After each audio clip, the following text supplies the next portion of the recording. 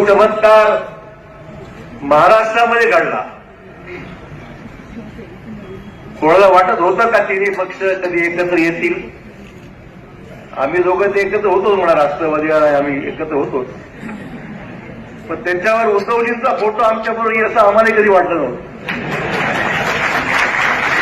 परंतु नियतीला ते मान्य होतं.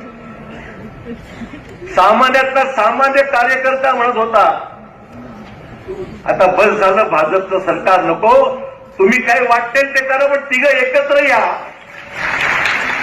ही कार्यकर्त्यांची मागणी होती, जनतेचा रेटा होता. आणि म्हणून महाराष्ट्रामध्ये तिन्ही पक्षाचं एका विचाराने आलेलं सरकार आहे.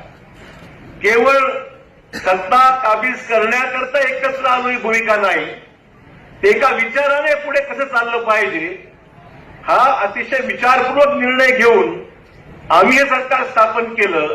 आणि तिन्ही पक्षांच्या सन्मान्य नेत्यांनी त्याला पुढाकार घेऊन मान्यता दिली. आणि आज मला सांगायला अतिशय आनंद आहे की केवळ आज नव्हे तर येणाऱ्या अनेक वर्ष आपलं तिन्ही पक्ष सरकार महाराष्ट्रात 100% राहील याबद्दल सरकार कोणाला शंका बाळगायचं कारण नाही.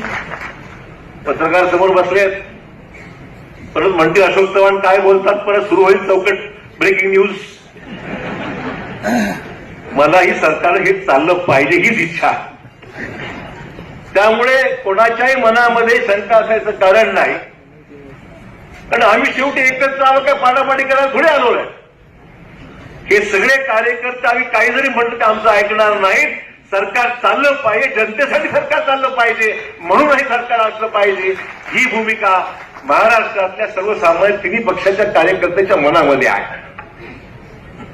जे तुम्ही आम्ही तर पाहतो, आम्ही 5 वर्षी विरोधातच होतो, पण एकनाथरावांना हे अनुभवलंय की त्यांच्याबरोबर राहून तुमची वाट लावायचा प्रयत्न झाला, हा प्रत्येक शिवसैनिक समजू लागला.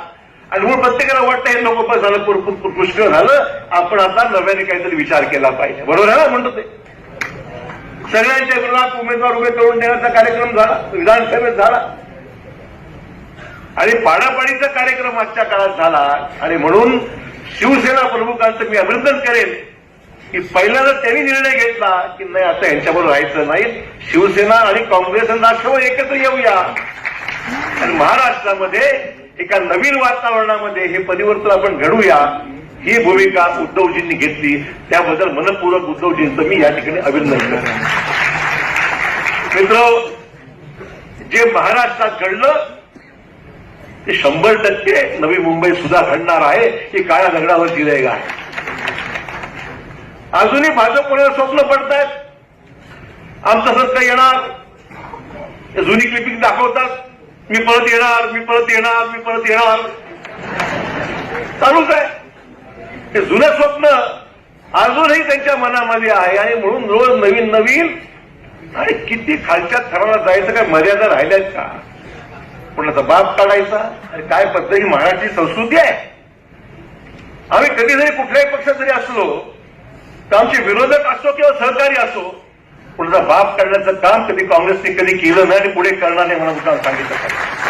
ही संस्कृती नाही आमची. आमचा अजेंडा विकासाचा अजेंडा आहे. आम्ही जे एकत्र आलेलो आहोत ते महाराष्ट्रात काही चांगलं घडवायचं आहे. महाराष्ट्रात डिवाइड अँड रूल ही आमची भूमिका नाही. एकोप्याने एकत्र आणायचा महाराष्ट्र, सामाजिक सलोखा महाराष्ट्रामध्ये घडवायचा आणि त्या सामाजिक सलोख्याच्या माध्यमातून महाराष्ट्राचा विकास घडवण्याकरता एक चांगलं वातावरण महाराष्ट्रात कायम राहील, हा प्रयत्न आमच्या सर्वांचा राहणार आहे म्हणून उत्तम सांगितलं पाहिजे. आणि म्हणून ज्या पद्धतीने सगळं सुरू आहे विरोधकांचं, हे मुंगेरी लालचं हसीन सपने म्हणतात ना, कसं कार्यक्रम चालू आहे. अजून वाटतं हम आएंगे, हम आएंगे, हम आएंगे.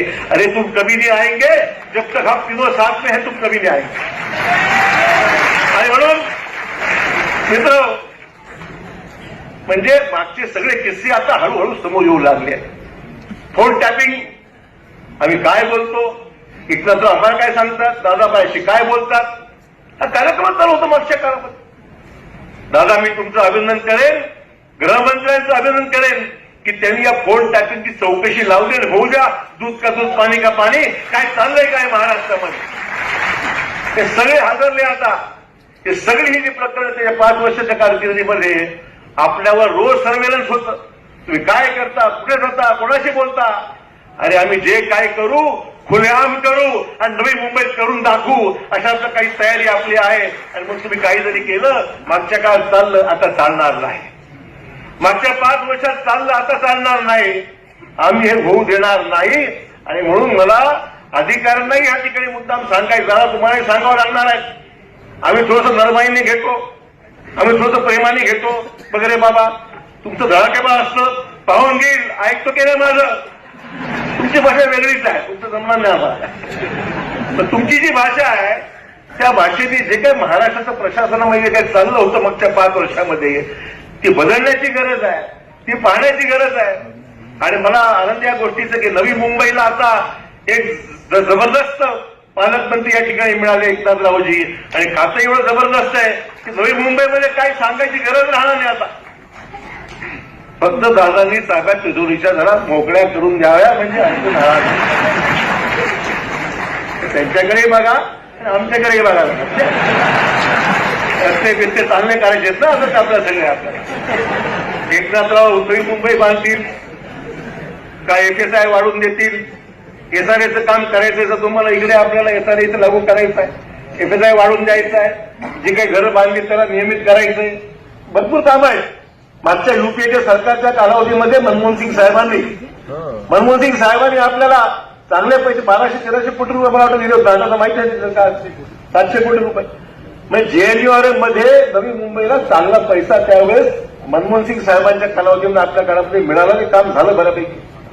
आणि हे सगळे विषय मागच्या काळामध्ये चांगले मार्गी लागले आणि त्यामुळे आपल्याला नवी मुंबई खरं म्हणजे MMRDAचं सर्व हे जडणघडण जे आहे आपली नवी मुंबई की MMRDAच्या माध्यमातून मागच्या या 15-20 वर्षाच्या कालावधीमध्ये MMRDAने नवी मुंबई घडवली. आता खातं एकनाथरावकडे आहे, त्या खात्याकडे खरं म्हणजे दादांची मदत लागेलच. पण खात्याकडे जेवढे पैसे MMRDAकडे की 5-10 वर्ष काय पाहायची गरज पडणार नाही. आता म्हणजे चिंता करायची गरज नाही. यासाठी नाहीये की त्यांना चिंता आहे तर राज्याचं चालायचं, हे सगळं धुवून खाल्लंय मागच्या 5 वर्षामध्ये त्या भाजपवाल्यांनी. त्यामुळे आता हे तिजोरी भरायची आणि पैसे उभे करायचे अशी दुहेरी जबाबदारी आज दादांवर आहे. परंतु तुम्हाला खात्री आहे की निश्चितच ते चांगल्या पद्धतीने आर्थिक शिस्त या आपल्या सगळ्या परिसराला लावतील आणि MMRDAच्या माध्यमातून नवी मुंबईला निश्चितच काही कमी पडणार नाही अशा प्रकारची मित्र परिस्थिती निश्चितच आहे. MIDC सिडको असा उल्लेख मगाशी झाला. MIDC सुद्धा कॉर्पोरेट चांगलं आहे, शिवसेनेकडेच खातं आहे MIDC. सुभाष देसाई साहेबांच्या माध्यमातून आपल्याला MIDC कडून बरंचसं काम आपल्याला करता येईल. मोठे झाले इमारती सिडकोच्या मधून करता येईल. त्यामुळे या सरकारमध्ये जे काही महत्वाची खाती आहेत त्या सर्व खात्यांच्या माध्यमातून मला खात्री आहे की हे सगळ्या गोष्टी आपल्याला चांगल्या पद्धतीने आगामी फक्त आताच नव्हे तर 20-25 वर्षाचा कालावधीचा नवी मुंबईचा आहे. नवीन मुंबई आता फक्त नवी मुंबई राहिलेली नाही, मुंबईच्या बरोबरीने किंबहुना मुंबईच्या पुढे गेलेली नवी मुंबई आहे.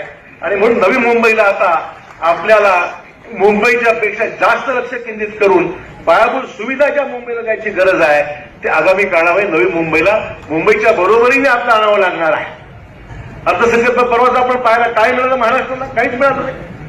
3 तास फक्त भाषण ऐकलं आपण, 3 तास फक्त अर्थमंत्र्यांचं भाषण झालं. पण खऱ्या अर्थाने महाराष्ट्राला न्याय मिळाला का? महाराष्ट्राला 3 तासाच्या भाषणाची गरज नाही, महाराष्ट्राला काहीतरी ठोस कार्यक्रमाची गरज आहे. आम्हाला बुलेट ट्रेनची गरज नाही, आम्हाला लोकल ट्रेन आमची चांगली चालवा ही आमची गरज आहे महाराष्ट्राची आणि मुंबईची. ते खऱ्या अर्थाने म्हणतो की चुकीचं ठरणार नाही. आणि हे सगळे विषय आज जे आहेत सामान्य माणूस डोळ्यासमोर ठेवून दृष्टीमध्ये ठेवून त्याचं काहीतरी झालं पाहिजे, त्याचं कल्याण झालं पाहिजे ही भूमिका केंद्राला कळालेली नाही, अजूनही कळालेली नाही. अजूनही त्या वेगळ्याच भावनेमध्ये कार्यक्रम सुरू आहे. याला धर, याला पकड, ह्याच्यावर इन्क्वायरी कर, त्याच्यावर NIA चालू कर, हा जो कार्यक्रम चाललेला आहे देशातला तो महाराष्ट्रात आपल्याला तसा करायचा नाही. नानेवरदी न्यूज यूट्यूब चैनल को सब्सक्राइब जरूर करें और बेल आइकन को क्लिक करें. बेल आइकन को क्लिक करने से होगा ये कि आपको लेटेस्ट न्यूज अपडेट की नोटिफिकेशन मिलती रहे.